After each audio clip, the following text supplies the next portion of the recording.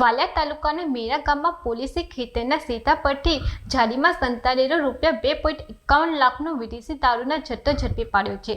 આ દરોડામાં 816 બોટલ વિદેશી દારૂ મળી આવ્યો હતો, જ્યારે કુખ્યાત બુટલેગર રમેશભાઈ માધુભાઈ વસાવાને વોન્ટેડ જાહેર કરવામાં આવ્યો છે।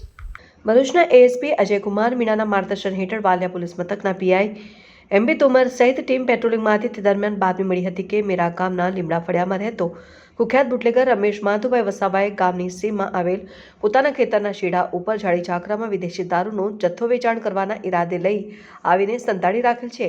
જેવી બાતમીના આધારે પોલીસે દરોડા પાડ્યા હતા અને સ્થળ ઉપરથી વિદેશી દારૂની 816 નંગ બોટલ મળી આવી હતી। પોલીસે 2.51 લાખનો મુદ્દામાલ કબજે કર્યો હતો અને કુખ્યાત બુટલેગર રમેશ વસાવાને વોન્ટેડ જાહેર કર્યો હતો। અત્રે ઉલ્લેખનીય છે કે આ બુટલેગર વાલિયા પોલીસ મથકના પ્રોહિબિશન એક્ટના 12ના ગુનામાં અને અંકલેશ્વર તાલુકા પોલીસ મથકના 2 ગુના તેમજ માંગરોળ કોસંબાના 1 ગુનામાં સંડોવાયેલ હોવાનું જાણવા મળ્યું હતું। વિડીયો જર્નાલિસ્ટ સંજય વસાવા સાથે સત્ય ટીવી ન્યૂઝ વાલિયા।